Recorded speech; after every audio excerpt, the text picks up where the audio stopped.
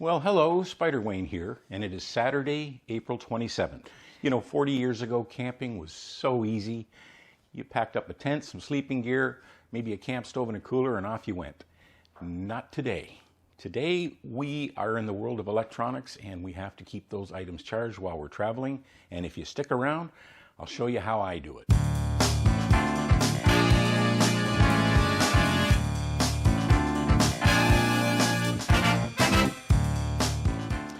But let's start with my Spyder here. This is a 2022 Spyder RT Limited. And from the factory, it comes with three USB plugs to charge things. One of them it's not useless, but it's not very useful. So there's one in this front little compartment. The primary purpose of that plug is not to charge something. The primary purpose is to hook your phone up if you want to connect to the BRP Connect system on the Spyder. I don't use that. I did try out charging my phone on here one time, and it is super slow. So it's not a very good charging cable. The other two USB plugs that come on the Spyder from the factory are in the trunk here. So anyway, the other two plugs are right here. I'm going to turn on the key. One thing nice that BRP did, starting with the 2022 model, is the two USB charging plugs that are now up here, and by the way, they are not quick charge, but they charge decently enough. That plug used to be at the bottom, which was really inconvenient if you wanted to charge something, and how do you get down there? You'd have to empty everything out. At least now, if I want to pull out the battery case and while I'm traveling, I can plug it in here to charge if I need to, and there's two plugs. So that's what comes fresh from the factory.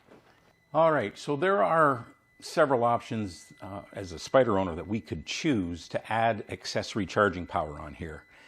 And one of the more common, or one of the more popular ones, and I'll just remove my phone here, and I'm going to remove my Zumo XT GPS from here. Just leave it hang there. So I got this from SlingMods, and I think Le Monster sells this as well, as I'm sure other vendors do as well. But what I really liked about this thing was it came with these two USB charge ports. It came with a 12-volt cigarette lighter type port, which we're going to talk about in a minute, because the reason why I thought I'd be able to use that, I can't, but I still can use it. But mainly also because there's a square on the front of this unit, and there's 4 holes in it that line up exactly with the Garmin Zumo XT mount. So this is the mount right here, and when I put the Garmin on there, it's nice and secure. So that's a great mount. You also have the choice of to get this 12-volt docking station with a top plate or not a top plate. And I believe at SlingMods it's the same price with or without the top plate, so you may as well get it. When you do get it, it comes with a ram ball that screws into that top plate. That worked out perfect for me. This way I could put my quad lock mount on that ram ball. I could put my Zumo XT on the mount here. And I listen to music while I'm traveling. So I've got my phone and I've got my Zumo XT. Next thing was I go to test out my air compressor that I carry to put air in a tire if I ever need it. I haven't needed it yet, touch wood. And when I plugged it into this 12-volt accessory, it blew the fuse right away. So it was too powerful for this. So it took me a while to learn where the heck was that fuse and why did that happen. And I'm going to bring the camera around front and show you what I learned. So the fuse box is behind this liner here. And I'm going to do a quick shout out here. I'm going to open up this liner.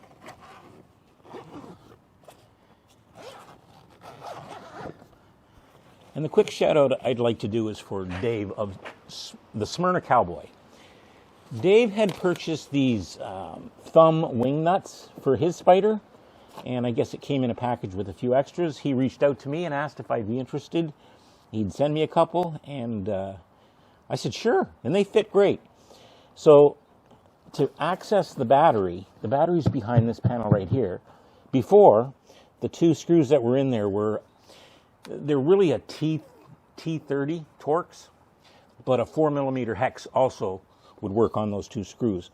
So you had to make sure you had your tool to open this up. This makes it convenient. These, they snug down tight, and then you can take them off. So the battery is behind here.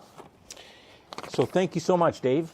I'll leave a link to the video where Dave talked about these in case anybody's interested. So now, getting back to the Spyder, I was fortunate that the dealer I bought this Spyder from, I think they're in the habit of always supplying their vehicles with a battery tender lead. They didn't charge me for it, but the lead is attached to the battery in there. And what I didn't know from my previous Spyder is when it comes up here, there's a slot in the back of the liner. And the battery tender lead comes through that slot. So there's my battery tender. Now that I didn't have to pay for, but you can pick these up for like $7, $8, $9. It also then gave me an option to add charging power in the front trunk here, in the frunk. And I have this little gizmo, so it's got the SAE connector. And I can plug it in here. This is switched, so if I turn it on, it's on. And by the way, this has two ports. It's got a C port and an A port, USB-A, USB-C. These are quick charge, so it'll charge a little faster than the 12-volt docking station I have. So if I needed to, and I haven't yet, I can have this in the trunk, front trunk, the frunk. I could be charging up stuff up here. So that was kind of handy. So getting back to the problem that I had with the 12-volt cigarette lighter that blew a fuse, took me a while to find it, but there's two fuse boxes in the Spyders. This is called the left side because it's on the left side of the Spyder. This is the right side. And I'll put up a little graphic here, but in my manual on page 142 and 143, it has the diagram of the fuses. So each fuse box has an outer cover.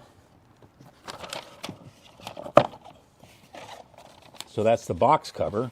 Then it has the fuse box cover itself.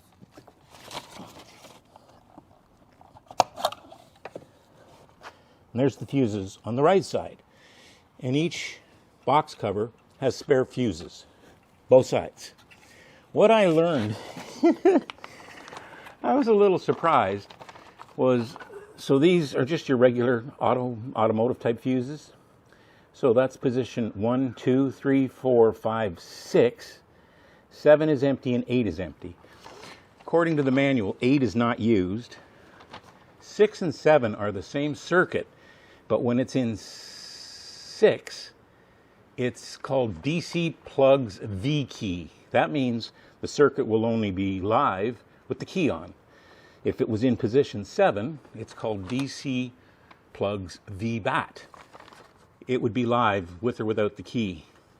So what had happened when I plugged in my air compressor, it blew that 5 amp fuse. So it's a very low rated circuit. So I can't use my air compressor in that 12-volt cigarette lighter plug on the docking station.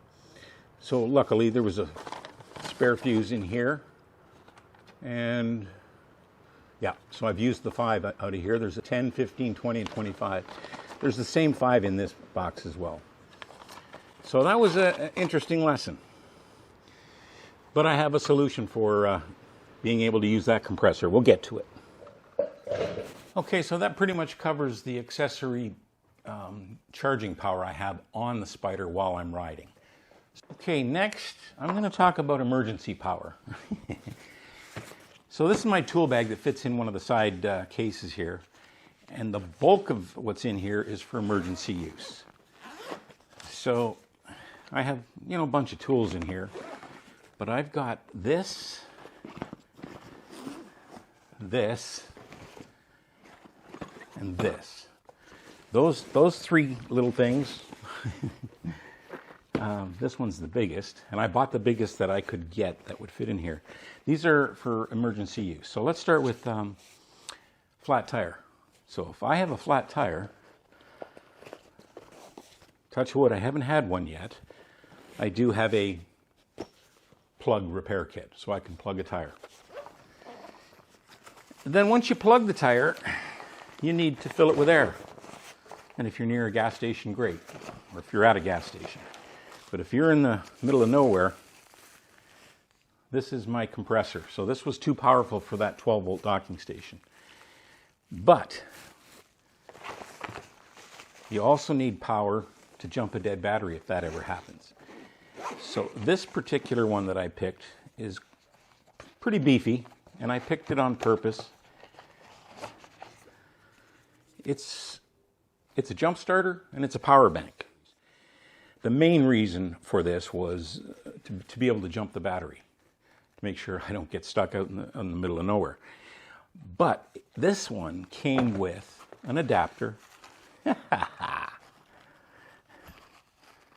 worked out perfect. So there's the jumper cables, and they're sturdy.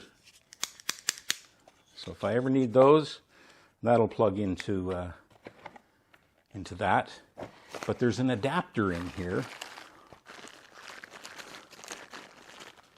It's got the 12-volt cigarette lighter style plug. So it plugs into the DC output on the side here. And I tested it out, and I ran this compressor no problem. So that's my sufficient power for being able to jump the battery, and if I ever need to get air back in my tires. So that covers emergency power. Now all the other stuff. You know, even especially since I've started the YouTube channel, the electronic gear is piling up. So, you know, when I'm traveling and I get to where I'm going, I may need to charge my Osmo Action 3 batteries. I'm sorry, that's the Insta 360X3 batteries. This is to charge my Osmo Action 3 batteries. This is to charge my DJI Mini 4 Pro batteries. With the DJI, I have a remote controller with a built-in battery. That has to be charged on its own. It doesn't come out of there. I've got the DJI mic system. My backup wireless mic system, or if I'm using two cameras, the DJI, I audio that up with my DJI camera. I have the Rode wireless, and that's thanks to you, Eric. So I use those if I'm using two cameras. It helps me sync up the video using audio when I'm editing my videos. Excuse me, camping gear. I have a electric fan, 3-speed, and it has a light. That's rechargeable, and that one is micro USB. I have an electric lighter for my propane Coleman camp stove. So it'll be nice one day when everything's USB-C, but I still have different versions. Now I'm going to give a quick shout out to Roy of Roy's Moto Adventures. So he just recently put out a video that made me go, why didn't I do that or think of that sooner? So he was talking about when he travels or when he gets home, how he charges all his stuff. And he showed, it wasn't this brand, but he showed a power bank that had multiple ports. The one I've had up till now only had 3 ports, and only 2 of them were working. So I'd have to charge things one at a time. So I went out to Amazon a few days ago, and I ordered this 200 watt. It's got 8 ports. They're all quick charge. 4 of them are type C. 4 of them are type A. The very top one of the type C is 65 watt power delivery, so that'll handle some laptops. Not mine. My laptop takes a 200 watt brick. The next 3 type C are all 20 watts. The first type A on here is 30 watts, and the bottom 3 are 15, but they're all quick charge. So at least I can plug in most of these if I happen to use them all up in one day, which I doubt will happen, but it's nice to have that. But that's the advantage of the Spyder and a camper trailer with storage is I can bring stuff, lots and lots and lots of stuff, more than I need. And the last thing is if I'm off grid, and so people that don't have a pop-up camper or a cargo trailer will not have this. But I have a power station. This thing's 16 pounds, and I carry it in my trailer. Now this thing's about 3 years old and it's been wonderful. It's made by EcoFlow.